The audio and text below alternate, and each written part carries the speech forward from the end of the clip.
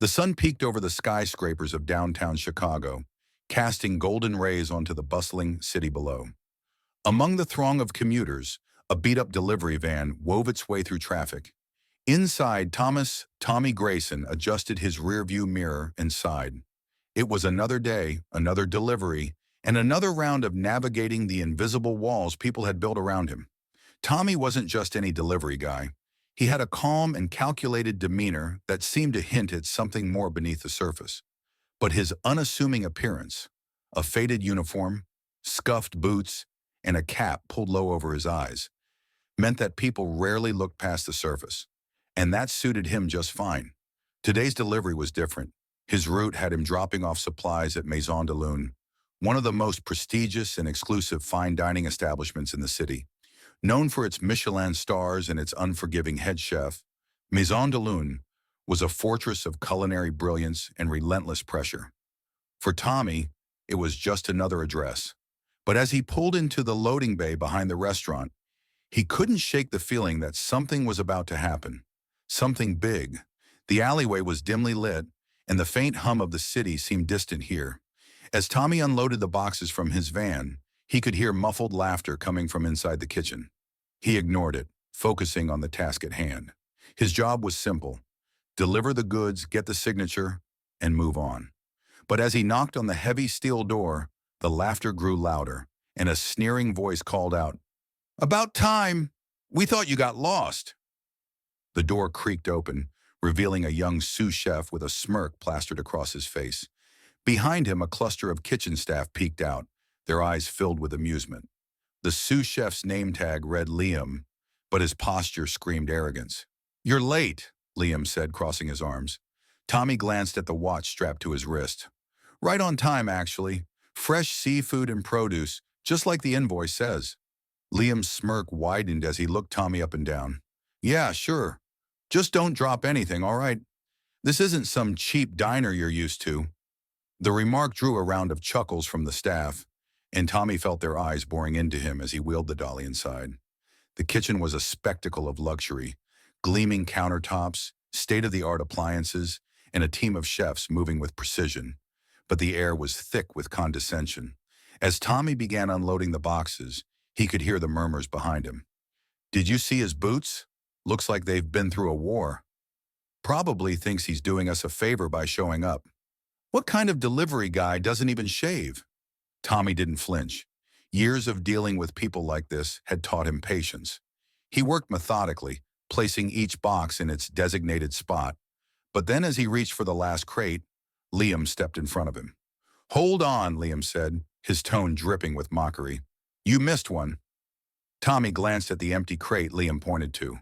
He knew what was coming, but he played along. "Looks empty to me."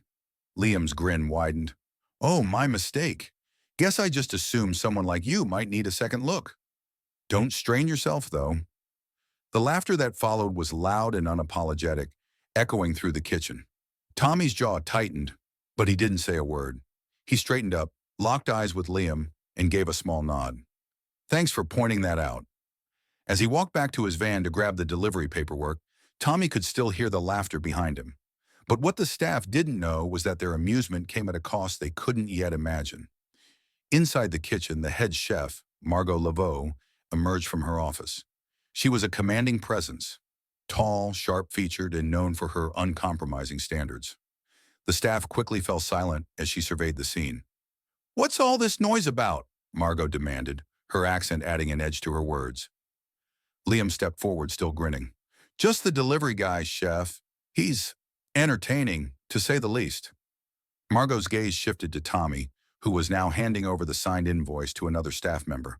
She didn't say anything, but there was a flicker of curiosity in her eyes. Something about him seemed familiar, but she couldn't quite place it.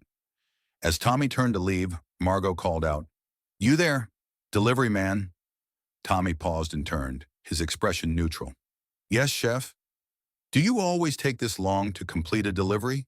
she asked, her tone cutting. Tommy's lips curved into a faint smile. "Only when the job calls for extra care. Fresh ingredients deserve respect." Margot raised an eyebrow, slightly taken aback by his response.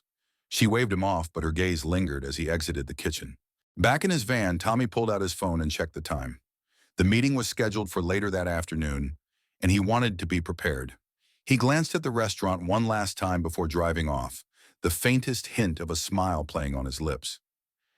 They had no idea who he really was or why he was there, and that was exactly how he wanted it. At 3 p.m., the staff gathered in the main dining room for a mandatory meeting. Whispers filled the space as they speculated about the purpose of the gathering.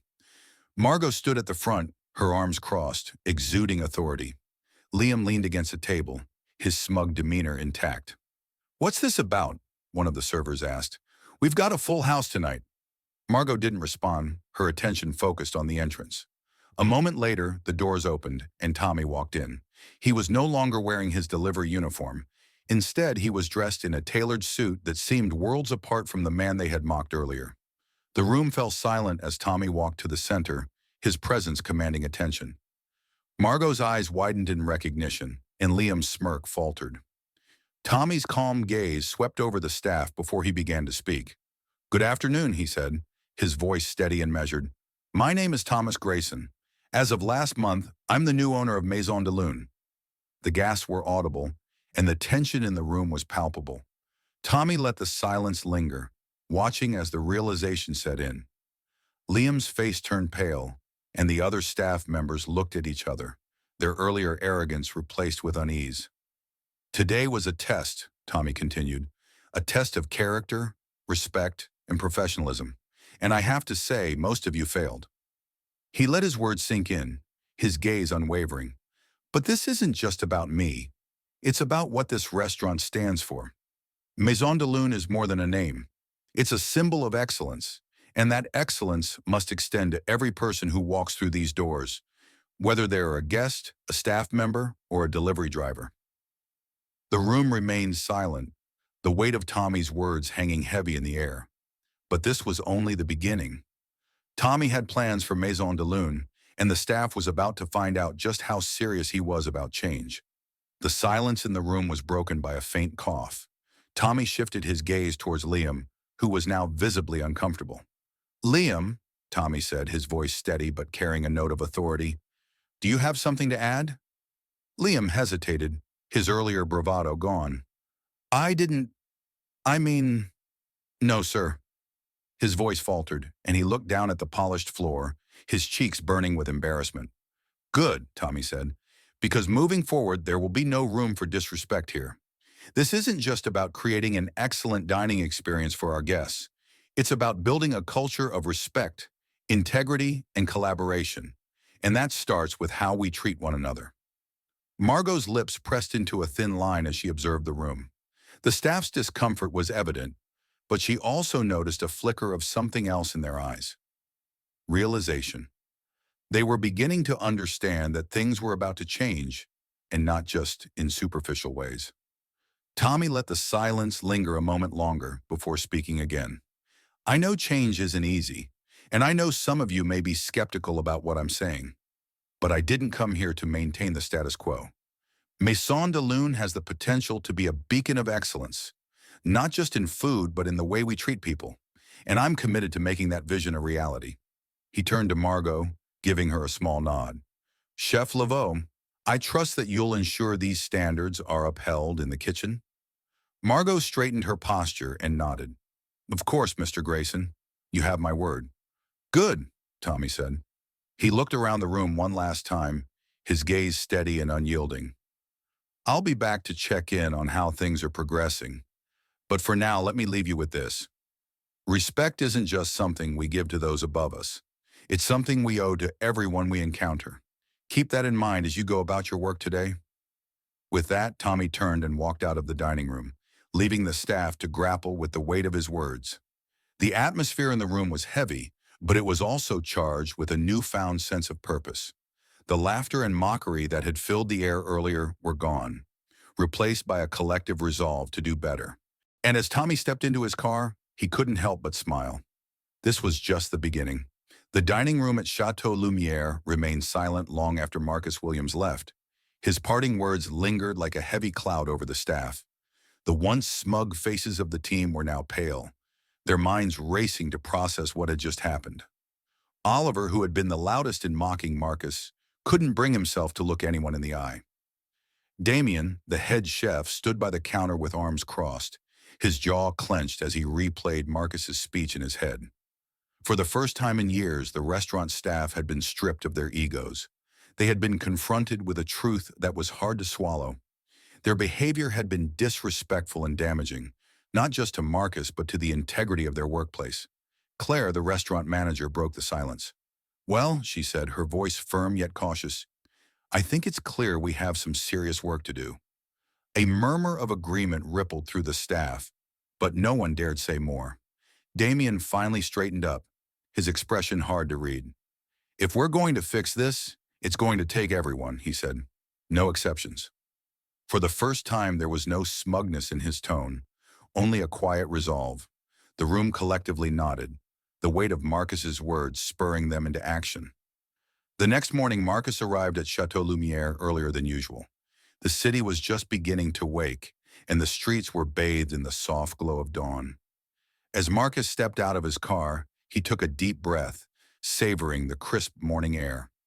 He had come prepared for what was bound to be a pivotal day. Inside the restaurant, the atmosphere was noticeably different. The usual chatter and laughter among the staff were replaced with a focused energy. When Marcus walked through the back entrance, the kitchen fell silent. The staff turned to face him, their expressions a mixture of nervousness and anticipation. Marcus addressed them with his usual calm demeanor. "Good morning, everyone," he said. "I hope you've taken some time to reflect on yesterday's meeting. Today, we're going to start putting some of those reflections into action." He placed a stack of papers on the counter. "This is our new code of conduct," he continued. "It outlines the standards we'll be holding ourselves to moving forward. Respect, collaboration, and accountability will be at the core of everything we do. And let me be clear, these are not optional." Damien stepped forward, his tone cautious. "Mr. Williams, I understand the need for change, but how do we ensure this doesn't just fade away after a few weeks?" Marcus smiled faintly, appreciating the question. "Change doesn't happen overnight, Damien.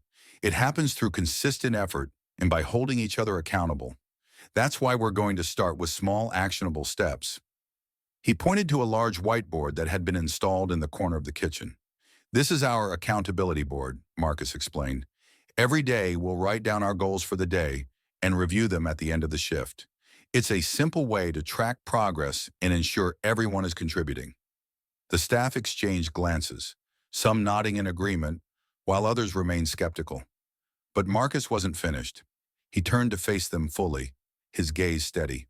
"Let me tell you something," he said. "I didn't start at the top.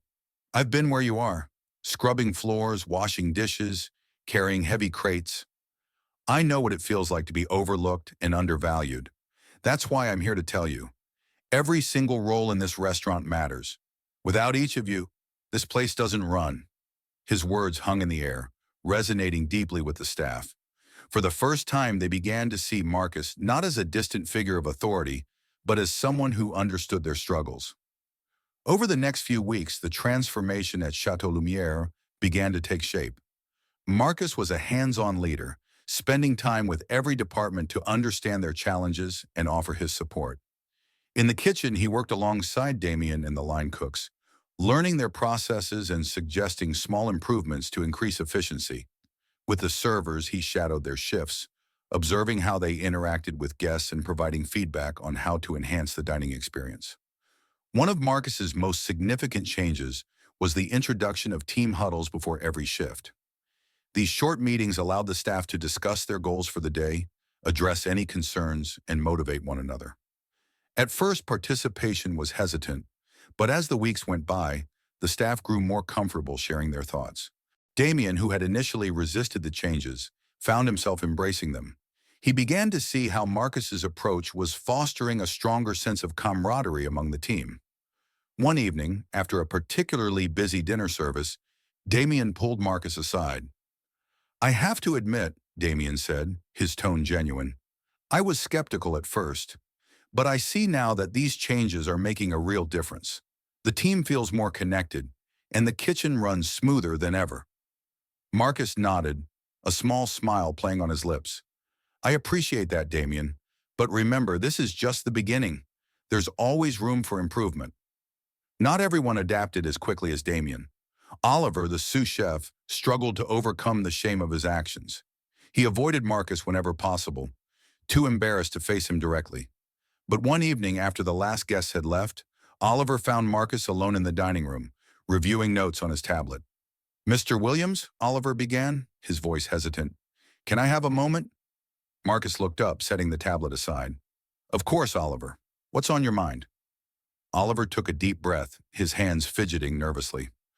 "I owe you an apology. The way I treated you that first day, it was wrong. I judged you without knowing anything about you, and I let my ego get the better of me." Marcus studied him for a moment before replying. "Thank you for saying that, Oliver. But what matters more than an apology is how you move forward. Actions speak louder than words." Oliver nodded, his expression resolute. "I understand, and I'll do whatever it takes to earn back your trust." From that day forward, Oliver threw himself into his work with renewed determination. He became one of the most dedicated members of the team, often going out of his way to support his colleagues and contribute to the restaurant's success. Months passed, and Chateau Lumiere experienced a renaissance. The atmosphere in the restaurant had shifted dramatically. What had once been a place of cold, clinical perfection was now warm and inviting. Guests noticed the change immediately, praising not only the exceptional food, but also the genuine hospitality of the staff. The restaurant began receiving glowing reviews from critics who lauded the new and improved Chateau Lumiere. Marcus, however, remained humble. For him, the greatest reward was seeing his team thrive. One evening, as Marcus stood at the entrance greeting guests, Claire approached him with a tablet in hand. "You need to see this," she said, handing it to him. The tablet displayed a review from one of the city's top food critics. "Chateau Lumiere has redefined fine dining," the review read. "Under Marcus Williams' leadership, the restaurant has embraced a culture of respect and collaboration, elevating not only its food but also its service. It's not just a place to eat, it's an experience." Marcus read the review twice, a sense of pride swelling in his chest. But as he handed the tablet back to Claire, he said simply, "This is about the team, not me." Later that night, after the last guests had left, the staff gathered for their nightly debrief. The mood was celebratory, with laughter and camaraderie filling the room. Damien stood and raised a glass. "To Marcus," he said, his voice steady, "for showing us what true leadership looks like, and for reminding us that respect and humility are the foundation of excellence." The room erupted into applause, the staff's admiration for Marcus evident. But Marcus, ever humble, raised his own glass and said, "To all of you, this success belongs to the entire team. Together, we've built something extraordinary." As the applause died down, Marcus stepped outside, the cool night air a welcome relief. He leaned against the railing, gazing at the city lights, and allowed himself a rare moment of reflection. His journey had been anything but easy, but the challenges had shaped him into the leader he had become. And as he drove away that night, the city lights reflecting in his rearview mirror, Marcus knew one thing for certain: this was just the beginning of an even greater journey.